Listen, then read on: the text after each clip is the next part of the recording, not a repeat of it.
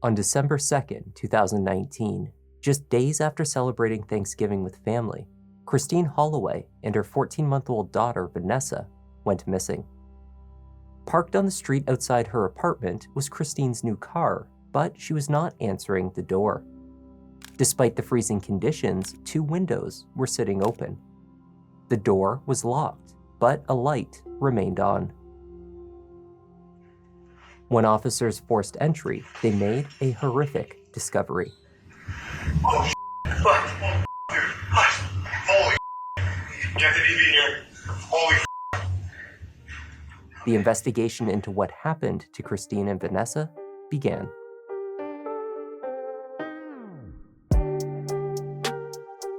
Hi there, I'm Kevin and welcome to Just Thought Lounge. Today's case has garnered national headlines for years. There's a lot that has been uncovered in this tragic case, and still, unfortunately, a lot left to question. Let's take a look.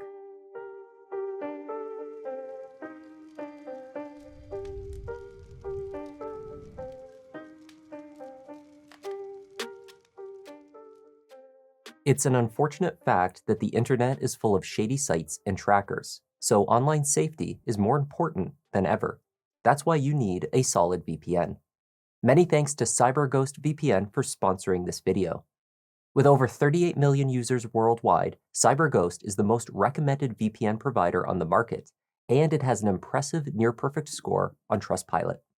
When you turn on CyberGhost VPN before you browse, it encrypts and reroutes 100% of your traffic through their secure servers, so no one will even know about your online activity.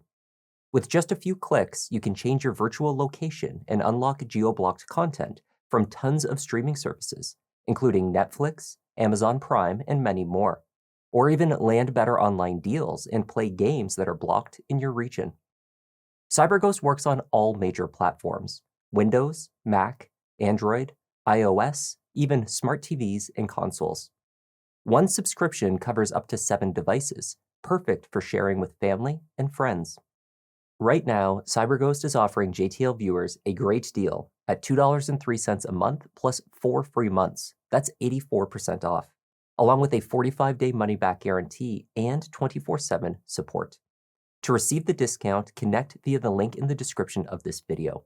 Stay safe out there.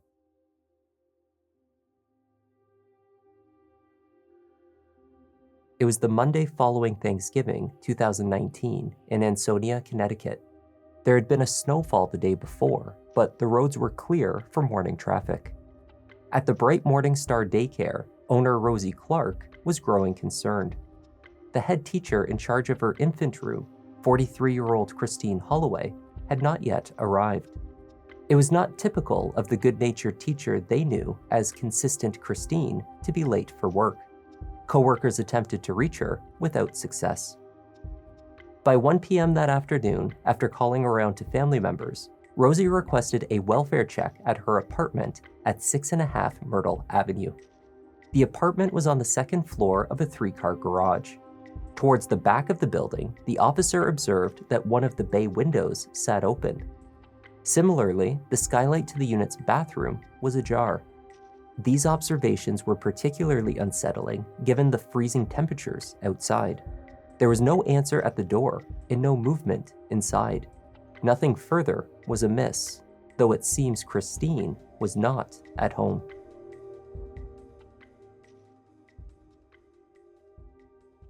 Christine was the mother to 14-month-old Vanessa, whom she shared with boyfriend Jose Morales.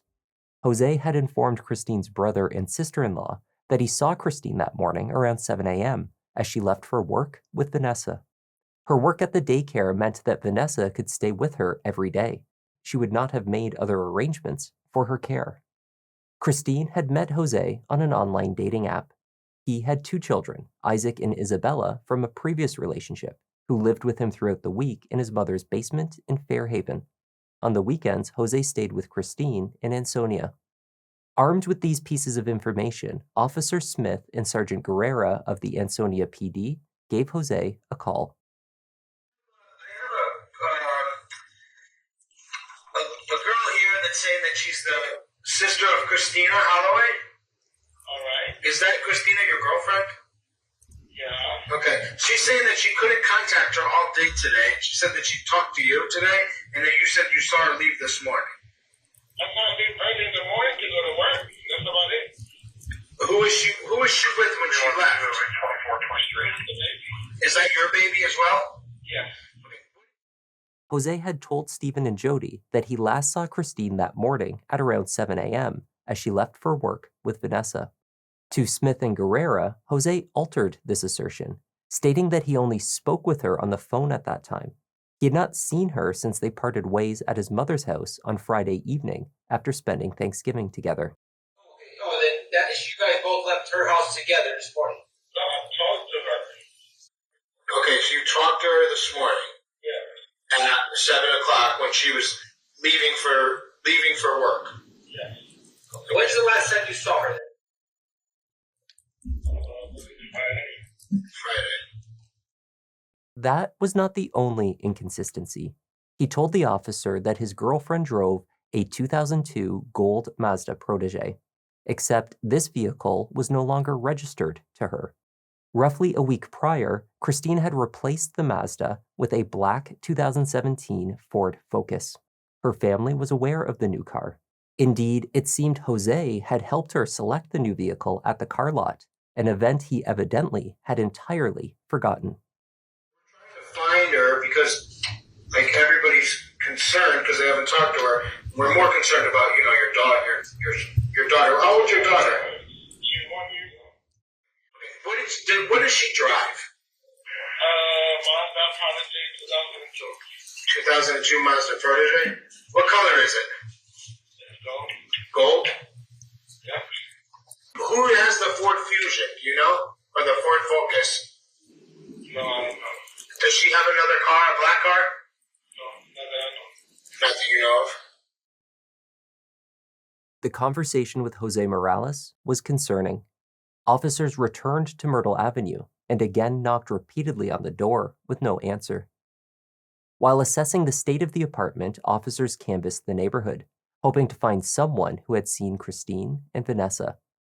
No one reported seeing them recently, though someone had spotted Jose leaving the apartment earlier that day. They came out, they said no car was in the driveway, no car was here. She's a mother of a 1-year-old. She always shows up at work. She always contacts us. We haven't heard from her. This is really, really bad. We have a bad feeling. Talked to the boyfriend. Boyfriend says, I haven't seen her. I haven't talked to her all day. I talked to her in the morning, but I haven't seen her. We just get to the house now. There's a couple windows open on the second floor, which is really odd because obviously it's freezing out. I had him do a neighborhood canvas. One of the neighbors said, "Hey, I saw him driving her car out of here this afternoon. I can't get into the house. I'm going to kick in the door in a minute." Taking everything into consideration, officers opted to force entry into the home.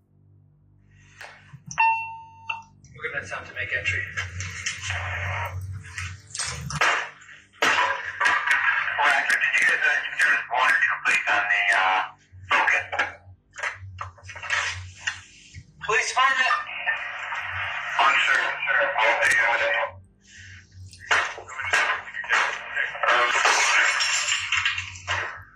Police department. Please. Police department.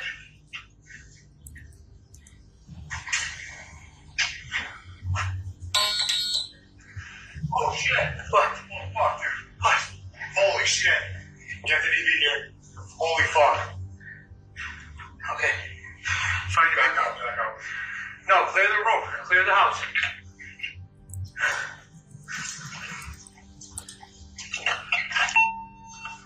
D2, I'm going to need you here. Christine was found clearly deceased in the bathtub. Officers secured the scene and searched for baby Vanessa. She was not in the apartment with her mother. Vanessa was still missing.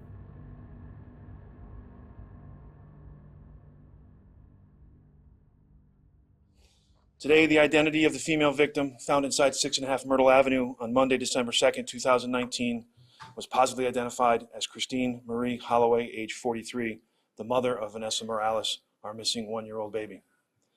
Vanessa Morales is still missing, and we, along with the FBI, Derby Police, Connecticut State Police, are still following leads to locate Vanessa to return her home safely. Christine Marie Holloway had been 43 years old. She was the eldest of 5 children. As such, she developed a nurturing personality and a desire to care for others. One of her greatest wishes in life had been to become a mother, a wish fulfilled when she welcomed her beautiful daughter, Vanessa, into the world. As a daycare educator, she loved working with children, especially with babies. According to family, friends, and coworkers, she had the patience of a saint. Christine's faith was also very important to her. She was a member of the Columbiettes, a collection of Catholic women who share in a sisterhood, service, and faith while actively helping in the community. I miss her laugh.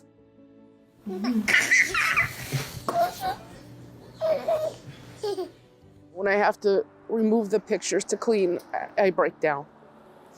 Because I should be holding them and not their pictures. Christine's autopsy found that her death was caused by no less than 8 blows from a blunt object. A hammer was the most likely implement, though the murder weapon was not found in the apartment.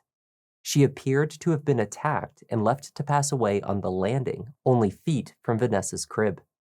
Later, someone had undressed Christine and moved her into the bathtub where officers would discover her. By that time, she was visibly deceased. A lieutenant on scene described seeing an internal organ removed from her body and lying near to the tub. The mother's time of death was estimated to be between late Saturday and early Sunday morning. There were strands of hair found in her hand, most likely pulled from her killer, as she fought for her life.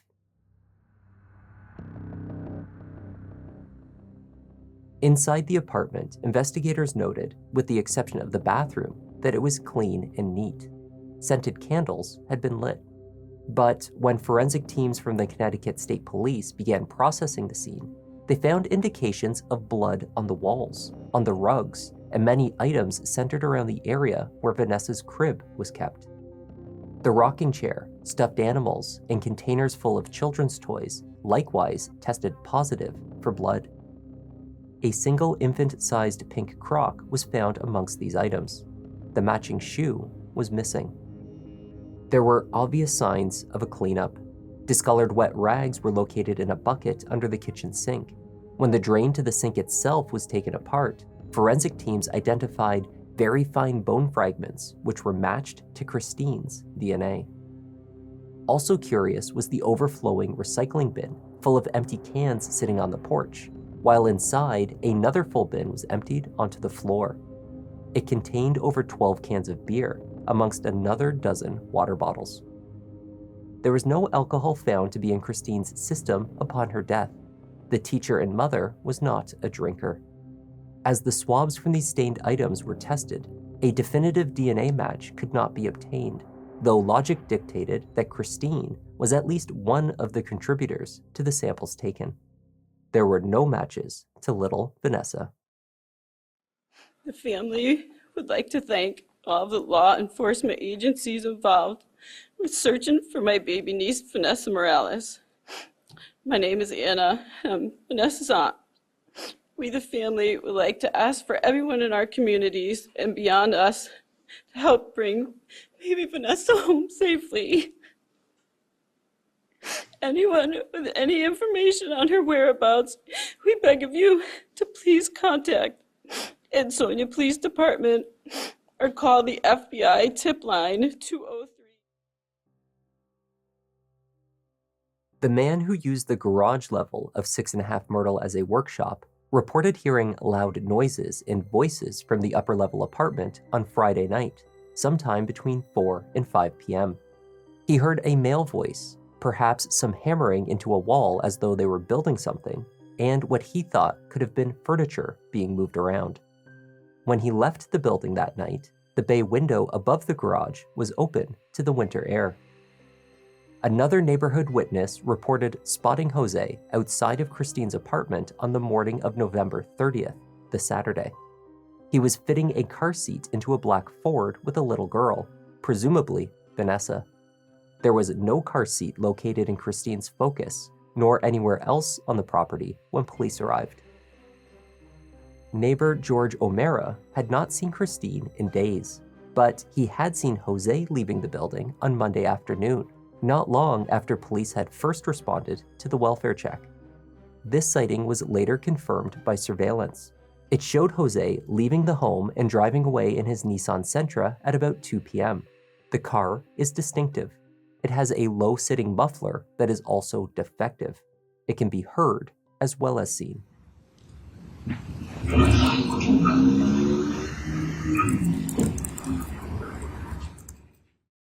Investigators began compiling surveillance from homes on Myrtle Avenue, West Street, Mott Street, as well as across the way at Cottage Road, where a camera gave a clear view to vehicles traveling to and from Christine's apartment off of West Street. It would take days to piece together. In the meantime, they had a witness who placed Jose Morales exiting the apartment after they knew Christine to have been dead inside. He had already provided inaccurate, if not overtly deceptive answers to officers over the phone, and he showed a suspicious lack of concern for his missing girlfriend and baby daughter. Jose was located at the home of his mother, Lydia de Jesus, and stepfather, Marcos Garcia. He was brought into the station for questioning. At that time, Jose was told only that Christine and Vanessa were still missing. During the 38-minute ride to the station, the 43-year-old spoke about how nice the police car was. He commented on how he lived a sober life, how he did not do drugs and rarely drank. He did not ask about his daughter. When the interview commenced, Jose downplayed his relationship with Christine. They were not very serious, he said, and only in regular contact because they shared Vanessa. We're not that close. It's like we have a baby, but it's not like she my girlfriend. I help her out a little bit. So, so we in love with the baby. So we're gonna come over and stay over our house and holiday and things like that for some of the baby. So you do all that for Vanessa? Yeah, it's for it's not for Christine. It's not for Christine, it's for Vanessa. Yes, I do. So your family likes it. He stated that he last saw Christine and Vanessa on Friday night when they left his mother's house after staying there for a few days over Thanksgiving. From there, he went to the home of a friend named Hector, and they traveled to Bridgeport. Initially, at least, Jose was unable to provide Hector's last name or his address. Over and over again, Jose insisted that he had no idea what had become of Christine or their daughter. He became indignant, questioning why Christine's family was not also at the police station undergoing questioning. I mean, if someone came to my house and said, Vanessa's missing and it's not his 1-year-old daughter. I'm worried. That's why I keep trying to call my kid. It was there the whole ride here. You talked about everything but her. The whole ride here, you didn't talk about a 1-year-old daughter that's missing. I don't get that. And the only reason you're here is to find her. Is to help us find her. All right, so where is she? I don't know. Do you know where your daughter is? No, I don't know. My daughter is with Christine. So where's Christine? After just over 40 minutes, Jose decided to leave. Investigators, still compiling evidence from the scene, the vehicles, and neighborhood surveillance, were unable to formally arrest him at that time. They did insist upon taking his clothing for testing. Jose was not impressed. Hold on a second, hold on. You were going? No, you guys are taking me home. Yeah, we're taking you home, but we're taking your clothes first. Why? As he removed his shirt, a small bruise was visible on his right chest. Where did that come from? I don't know. What about that? Where did that start from? Detectives also noted abrasions on the knuckles of both of his hands and faint scratches on both arms. His face appeared swollen and red on the right side. On the black sneakers Jose had worn to the police station, they identified staining in addition to a tissue-like material which was sent for testing.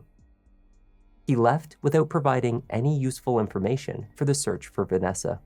He had also not been informed at that point that Christine had been found murdered.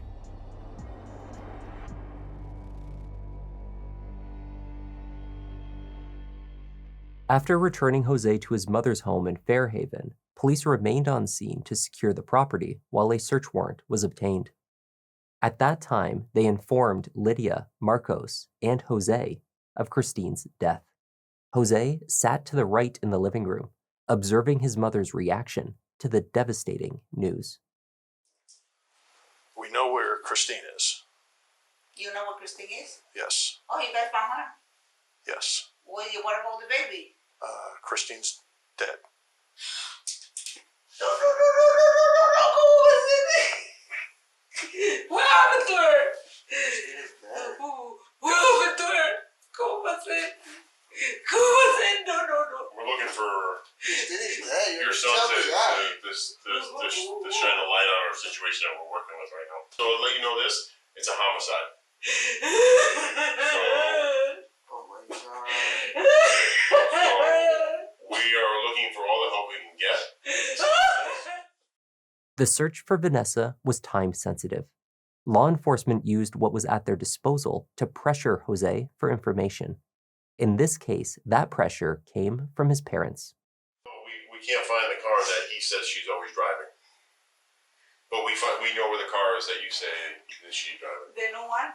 Yeah. What's up? When I asked you about her buying a new car, you said you knew nothing about No, it. I know about it. Well, why did you say you didn't know anything I about it? know about it. No, Jose, where you was today? Jose, we also just took your car. The car is gone? Yep. Marcos then began asking Jose directly where his daughter was. Displaying little emotion to this point, Jose then began to insist emphatically that he had no idea what happened to his girlfriend or their daughter. I don't know. What you want me to come up with an idea, make something up? What happened to What you want me Christine? to think? What happened What to you want me to Christine? say? To just invent a situation? I don't know. What were you You doing? guys have to break the door in there to get in? You broke the door to get in? Why don't you tell us the story if you want to say something? Investigators learned from Lydia and Marcos that Jose left their home on the Friday evening at the same time as Christine. She in the Ford Focus. He was driving his Nissan Sentra with the loud muffler. Jose claimed he was not with Christine, but with his friend Hector. At that point, his mother reminded him that he had a FaceTime video call with her that weekend from Christine's home on Myrtle Avenue. At first, he claimed he was using Hector's phone for this call, then corrected himself. He made the call with his iPad, he said. Where you was there? I was at Hector. When? How does he not know where he was yesterday? It's not even 24 hours later. How does he not know that? I say I was at my boy's Hector. No, you weren't, because you were leaving the house at 1:49. We have him on video leaving the house, and we also have a On witness saying video? he was there. Today? On video. Monday. I was at his house. On Monday. I was with him. On Monday. The weekend. No, Monday. Well, you just said you were with Hector on Monday. You said, I don't remember what I was doing on Monday. I was with Hector Hector. the weekend. What about Monday? They're asking about Monday.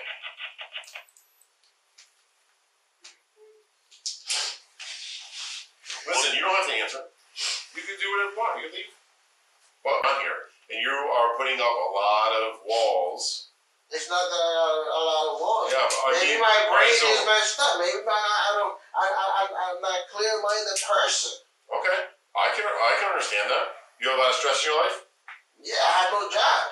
Okay, so I'm broke. I live with my parents and my kids. And you got 3 kids, and you're trying to support the 3 kids. I can't. Yeah, it's not easy. That is not easy. Yeah, and you should be the one supporting your parents, but you can't right now because that's how hard it is. And you just lost your job a few months ago.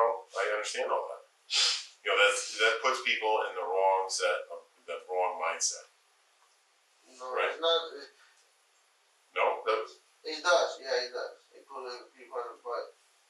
sometimes you don't think clearly about things, Exactly. right? You know, and No, I FaceTime you from Hector's house, make you believe that I was with her.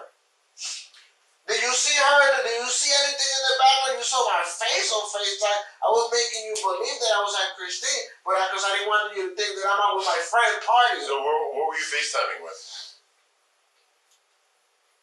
What phone were you FaceTiming with? With Hector's.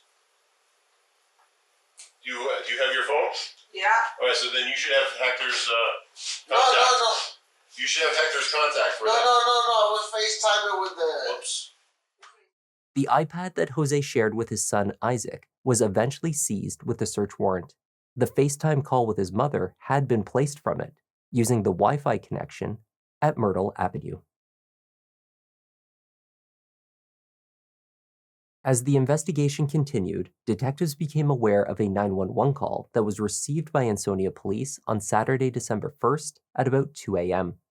The call was traced back to Jose Morales' cell phone, and it connected through a tower 1 street over from Christine's apartment.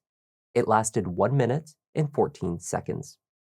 On the call, a male voice slurring stated the street name Myrtle Avenue. Much of the speech was muffled and incoherent, but a female voice was also heard coming in and out in the background of the call. Once enhanced, that voice was heard stating, "Stop, hang up, who are you calling?" The line disconnected and the operator was unable to reconnect after multiple attempts. Officers were sent to Myrtle Avenue to check if anything was obviously amiss, though they did not have a street number and found nothing of concern when driving by.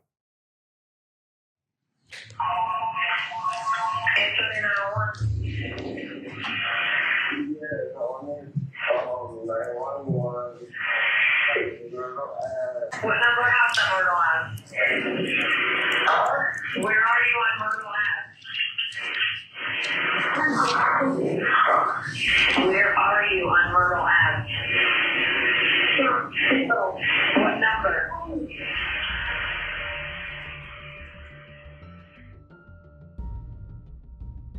The physical evidence linking Jose Morales to the murder, or at the very least the cleanup of the scene, was growing. In his shower, they recovered washcloths and towels stained with what they suspected was blood. In his Nissan, a large black contractor's trash bag was located in the trunk with a reddish stain. Testing confirmed this was Christine's DNA. Swabs from the gas and brake pedals, as well as the interior and exterior door handles, likewise returned matches to Christine. Then, there was his cell phone data.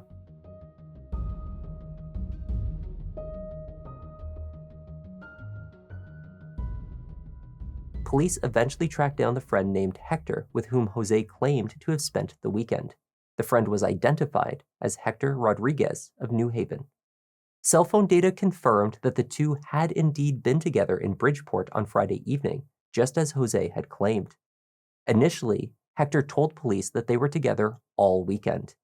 Later, he admitted that Jose had asked him to say that, but it wasn't true. His friend actually came and went throughout Saturday and Sunday, but mostly spent his time elsewhere. Jose's cell phone, alongside surveillance cameras from the neighborhood, supported that narrative. Video surveillance showed that at about 6 a.m. on Saturday morning, roughly 4 hours after the muffled 911 call, Jose's loud Nissan left the area of Myrtle Avenue and drove towards Derby Avenue in the direction of St. Michael's Church. Less than 15 minutes later, he drove to a Shell gas station on Main Street, where he entered the store and attempted to purchase cigarettes. His debit card was declined. A second trip towards Derby Avenue was made later that day, this time driving Christine's Ford Focus. It again returned to the apartment. Christine's cell phone made this trip as well.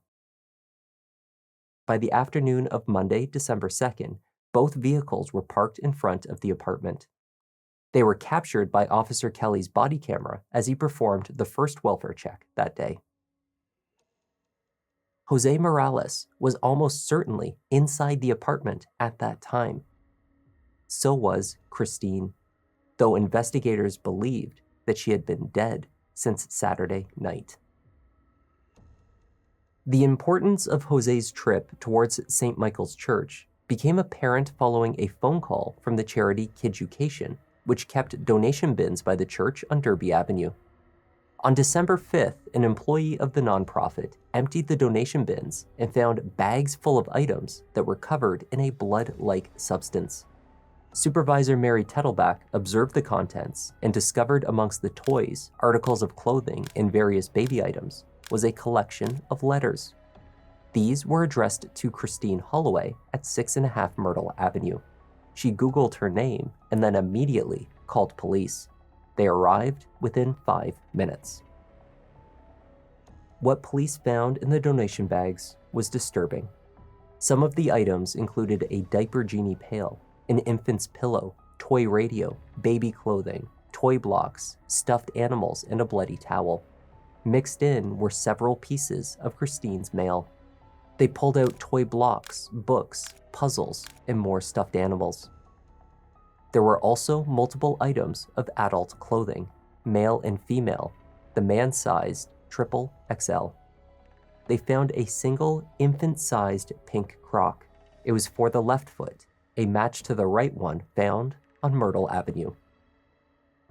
Christine's DNA was found on multiple items in these donation bins to a high level of certainty. In some cases, the samples were less defined, but it was clear that these had originated in her apartment. Vanessa's DNA was not identified on these items. The search for the 1-year-old continued. None of the items that Christine was known to have used regularly for her care, a polka dot comforter, a gray diaper backpack, and a Greco car seat, were located amongst the items retrieved in the donation bins. They were not in the apartment either, nor found in Christine's car. Ansonia Police announced the arrest of Jose Morales for Christine's murder. They also made a plea to the public for help determining Vanessa's whereabouts. The FBI offered a reward of $10,000 in exchange for information leading to her location. We believe these items may be with Vanessa, or they may have been discarded at some point. If any of the items are located, they should not be touched, and a phone call should be made to the Ansonia Police Department. Hopefully these pictures on this side can help us jog someone's memory. They may have seen something they didn't realize it was important. Jose was not assisting in the efforts to find his daughter, claiming that he had no information to offer, at least not at first. After several interviews with investigators, Jose's account of what had transpired that weekend changed. He now claimed that when meeting with Hector on Friday night, he smoked PCP, or angel dust. PCP can cause hallucinations, distorted perceptions of sounds, and psychotic behavior. Jose told police that he took the drug on more than one occasion that weekend, and as a result, he had little recollection of that period of time. Jose claimed that as his memory returned, he recalled that late on Saturday night, 2 unknown men forced their way inside the apartment. They knocked him out for a time, brutally murdered Christine while he was incapacitated, and kidnapped his daughter. He pleaded not guilty to Christine's murder. He was also charged with tampering with evidence for the cleanup of the scene. There were no charges at that time in relation to Vanessa, though he remained the primary suspect in her disappearance. An agonizing 4 years went by, and Vanessa was not found.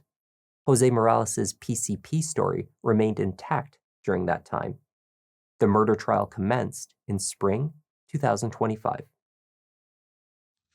He's going to tell you that the defendant didn't do this. Mr. Morales testified that home invaders killed Christine Holloway, left the only eyewitness to a brutal killing alive for some inexplicable reason, and then kidnapped Vanessa Morales. That this was a PCP-induced delusion, and that 5.5 years later, he still believes that there were home invaders that were responsible for this brutal crime. He is going to say to you, who calls 911 before killing somebody? He is going to point you to the 911 call and suggest to you that the tape supports the inference that his client was high on PCP. The prosecution argued that Jose Morales was a controlling, jealous, and emotionally abusive partner to Christine. They dismissed his claims of drug use and instead suggested that it was more likely that he was simply drunk. They pointed to the collection of beer cans in the recycling bin. This form of intoxication would also explain how Jose had been capable of an extensive cleanup at the scene, driving to and from the apartment, and the disposal of items in the kiducation bins, actions that are not likely undertaken while incapacitated by a drug like PCP. Before he finishes the tasks in the house, before 6 a.m., when the cameras catch him making his run to the kiducation bins. How is he cognitively doing all of this a few short moments after smoking PCP, a drug with an average half-life of 8 hours, a drug that causes cognitive impairment? You know, the cognitive processes that help us plan, prioritize, and sustain efforts towards a goal. The defense conceded to the second charge, tampering with evidence. Jose was under the influence of drugs and not thinking clearly. He was in fear of the intruders who had taken his daughter. Given this concession, they argued there was no forensic evidence linking him to the murder itself, only the subsequent cleanup. Investigators had seized and tested 3 hammers, but had failed to identify a murder weapon. DNA was found under Christine's fingernails, which was thought to be skin, but it was not a match to Jose Morales. The hair in her hand, however, was consistent with originating from both Jose and Christine. My bride of 40 years watches these crime shows over and over, and she tells me it always comes down to forensic evidence. What's the forensic evidence that was offered to you for your consideration here? Number one, there's no evidence of Jose Morales' DNA under Christine Holloway's fingernails. Jose took the stand to tell the jury about the intruders who killed Christine and took Vanessa. The story he told on its surface seemed to account for everything. The PCP caused his memory to come back slowly in fragments, which explained why he had misremembered facts when speaking to police. As his memory returned, he cooperated fully, he said. He claimed that the 911 call was placed when he first saw the attackers approaching the home. His speech on that call was slurred due to the drugs. Christine, he said, had not seen the men approaching and questioned why he was placing the call. Then the line disconnected right before one of the men knocked him out, so he could not call back. Jose used a diagram of the apartment as an aid as he explained to the jury how he saw the men approaching the house while he was in the bathroom. I tried to work my way out the bathroom to close the front door, but because I was so intoxicated, I couldn't really move. So I made it to where the bureau is at, around that area, in the little kitchen area, right in between. I made it to like right here, right in between Let me just, we have to put this on the record, Mr. Morales. Yes. Because I was so intoxicated that I couldn't do what I really wanted to do. I went in my pocket, I grabbed my phone, and I dialed 911. Okay, let's just stop there. So I called 911. I don't know how much time went by. Seconds. I felt hit. I got hit on the right side of my face. I lost my balance. I already had no balance to begin with. I lost my balance. I fell. I tried to lean on the little kitchen island. I couldn't get to it because I was not that close to it. So I fell. I got on my floor, on my knees and my hands, and I got hit right around my chest area. I stood there, laid out on the floor, high. Despite his intoxicated state at the time of the murder, Jose was able to recall events moment by moment. He specified the movements made by Christine, those of the intruders, as well as himself as the attack occurred. So at the same time, I'm listening, but I'm on the floor and I can hear that there's a struggle going on in the bed area. there's a fight. I hear screams. At the same time, I hear that somebody leaves their apartment. I see that somehow Christine got away from whoever it is that she was fighting with and tried to run out the apartment to go after the guy that left the apartment with Vanessa. The guy that she was struggling with was chasing her. Can you put the diagram? Yeah. What do you want to say? The one inside the apartment. Running towards the outside of the apartment, she either tripped or collapsed. By the half of her body's on the towel, the other half of the body's on the carpet. I tried to do something, but I can't because I'm stuck. I'm PCP and I'm stuck. He looks at me, he points at Christine with the crowbar, and he said, Objection. Being offered for the effect it had on the hearer. There's an exception. Objection, Your Honor. It's self-serving, completely self-serving. All right. Objections by the state were prevalent throughout Jose's testimony. He struggled to avoid making statements of what others had said or thought within his narrative. One statement was allowed on the record as an exception. He claimed that one of the men threatened him, and that threat explains why he did not go after his daughter. It explains why, according to Jose, he cleaned up the scene instead of going to the police. Just one question to answer. When we broke, you said that the man that was in the apartment said something to you. What did he say? He said to me, he was standing there, he was pointing at Christine. What did he Objection, say to Your you? Honor. It's non-responsive. Mr. Morales, what did he say to you? He said that if I call police, the same thing that happened to Christine will happen to my daughter. Okay, just stop right there.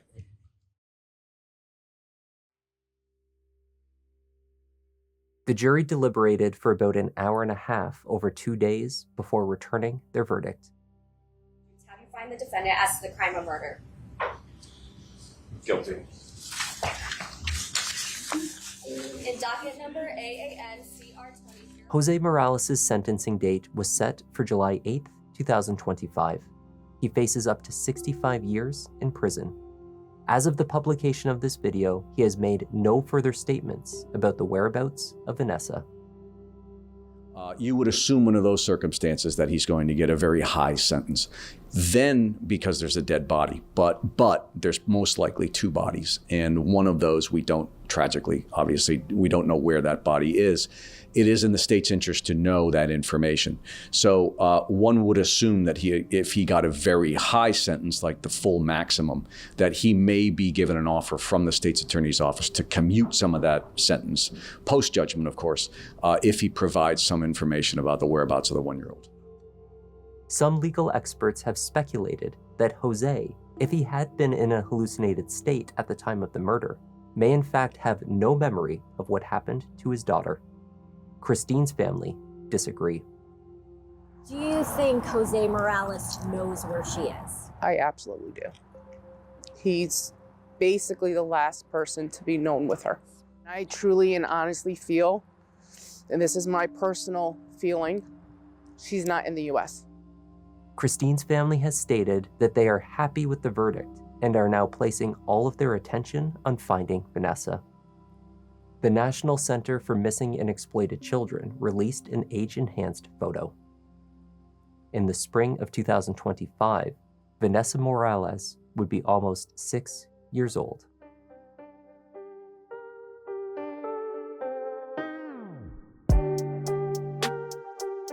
Thanks for joining me, and my thanks once again to CyberGhost VPN for sponsoring this video. Don't forget to click on the link in the description to get the special discount CyberGhost is offering JTL viewers.